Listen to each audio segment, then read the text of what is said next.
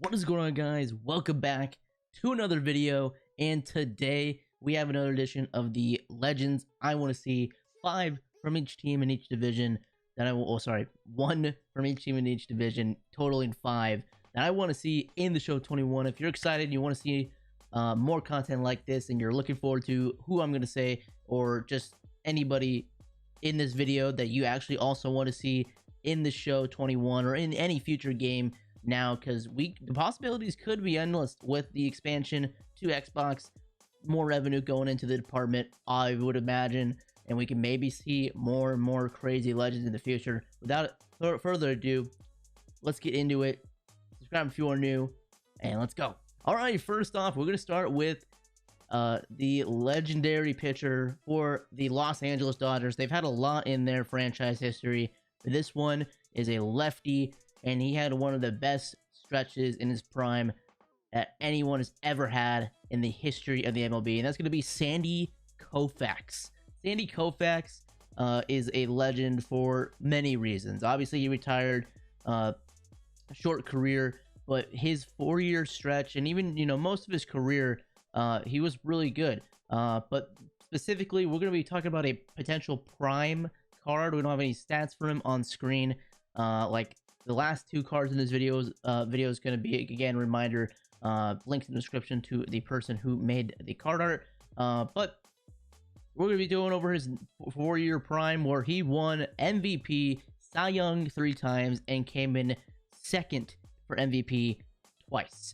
Unfathomable type of stuff that you see out of a starter, especially, I mean, even still back then. I mean, to win an MVP in the mid 60s isn't a ridiculous thing as a pitcher with how good he was, but to come in second or first 3 times in that time span for MVP, nuts. Without further ado, like I said, I've said it again, let's just go over his stretch there. His win-loss record isn't, obviously we know how win-loss record isn't a total factor in, how good someone is, but still, you gotta respect this, these numbers. 97 and 27 over 4 years, crazy, with a 1.86 ERA. He started 150 games. He actually came out of the pen for 3 of those games.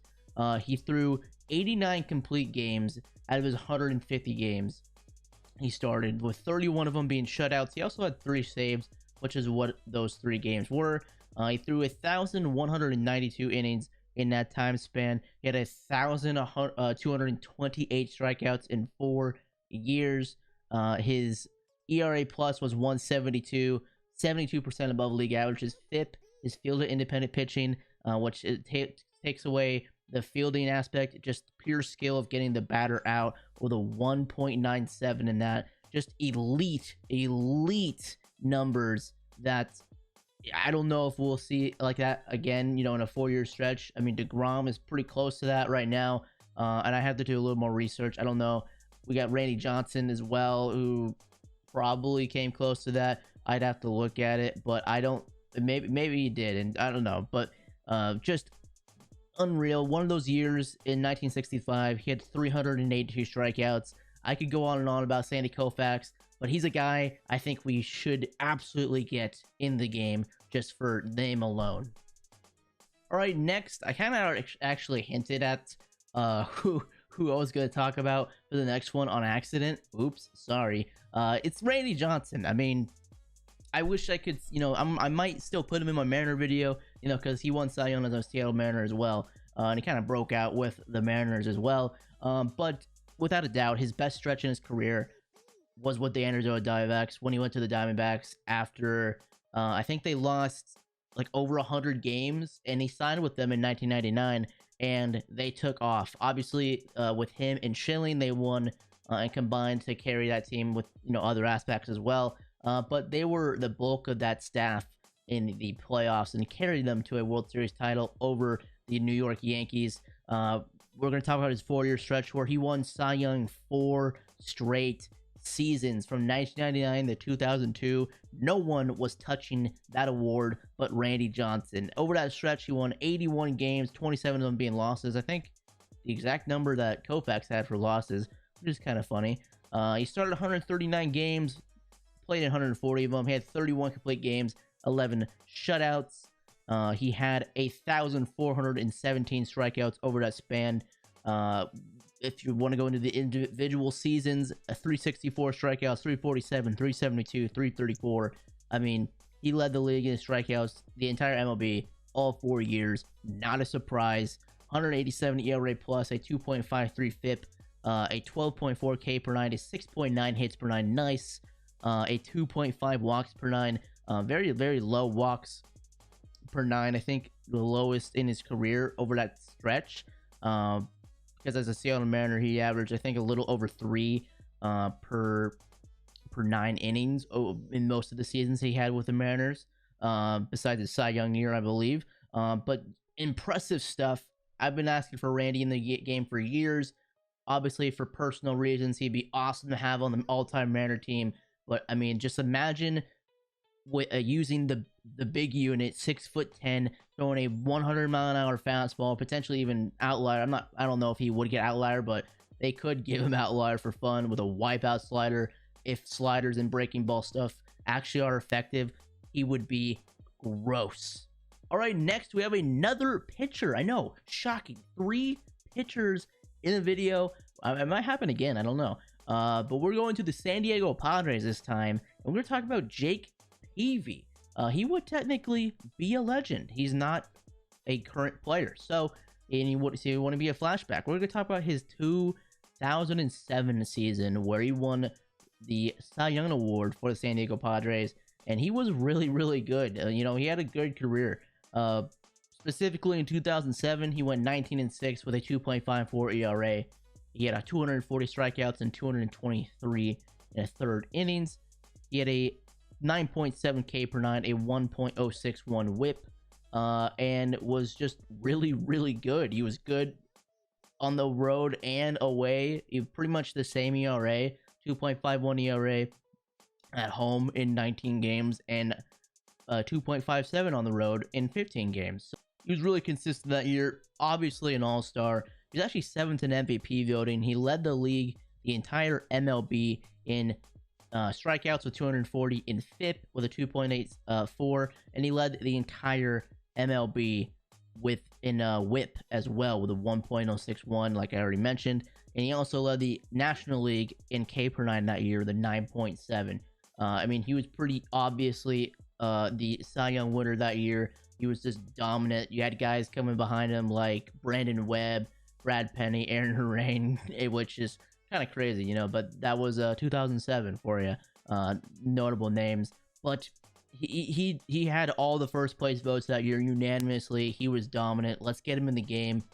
He was really fun to use in 2016 as a flashback card, and I believe he was in 17 as well. I think that was the last time we saw that flashback card. Correct me if I'm wrong. He might have been in 18, but I think he retired after 2016, so I think 2017 might have been the last year we saw that card. But yeah, he is someone I definitely want to see in the game for sure. All right, next we finally have some card art to show you, some beautiful card art to show you for this next one for the Colorado Rockies. He is now a legend. He retired over a year ago after his little 5-game stretch, or his little stint, I should say, with the New York Yankees, and that is Troy Tulawitsky. I've missed playing with this guy in the game. He's always had a glitchy swing.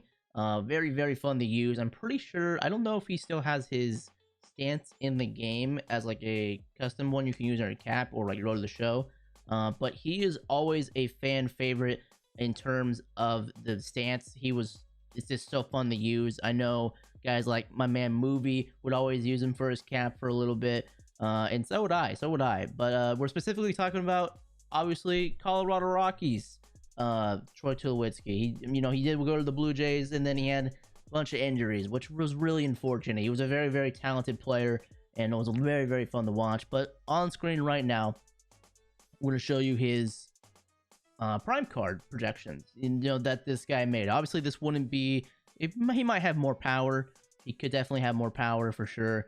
And maybe, a 2011 card that we usually always get would be better. But we've seen that before. So I wanted to show something, a little more different So we got 104 contact versus righties, 90 power on both sides, 125 contact versus lefties.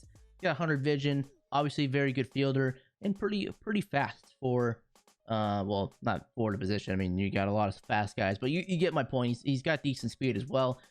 He's just an iconic MLB The Show player, and I want to see him back. All right, finally.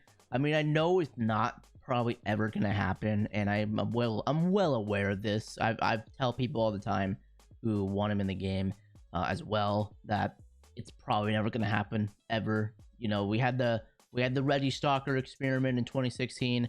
It went away after that. I'm not sure exactly why it went away, but I'm sure there was a reason. I'm still gonna mention him anyways. If you know who I'm talking about, we were talking about Barry Mother Flippin' Bonds, best player of all time, my opinion.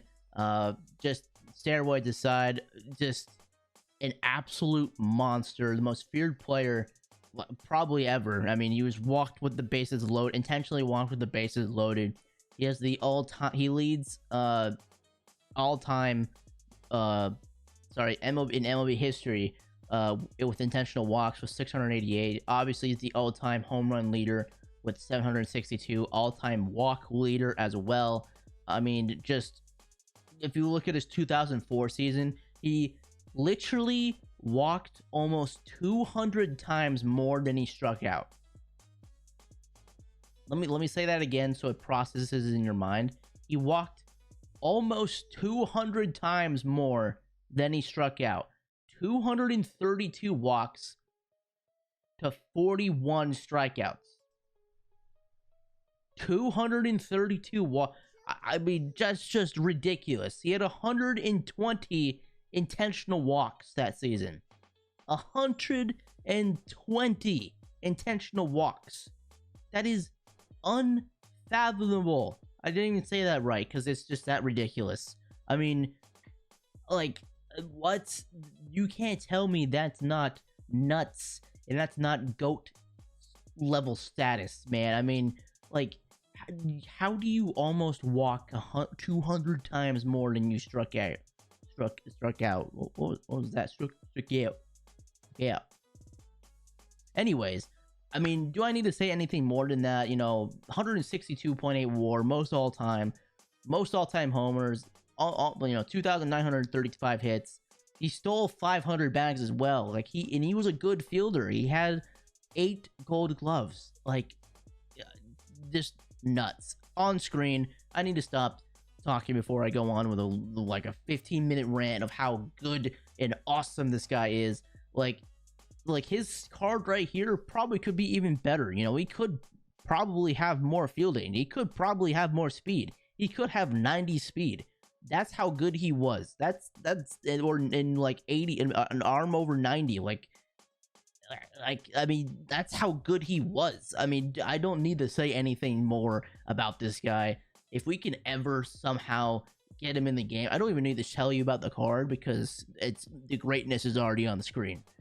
If we could ever get this guy in the game somehow, some way, sign me up, man. Sign me the F up because I'm all aboard. Unfortunately, I'm probably you know, well aware that they probably won't get him in the game ever, you know, just because of past stuff. But I mean, a man can dream, right? A man can dream. Well, if you enjoyed that video, hit that like button down below. Subscribe if you are new. If you want to see more Legend videos, I'm gonna get these done tonight, and we're gonna get them out before the future premieres start on March 11th for the show, because by then hopefully we'll start to see some little hints and reveals for new Legends, because I hope we get this, you know, some before the Diamond Dynasty premiere, which is like all the way, if it's like the order they did for the premieres is like what they're gonna do, it's like all the way towards like in April. I hope we can get some before then, but who knows. If you guys did enjoy, like I said, let me know down below, and I'll see you guys in the next one. Peace.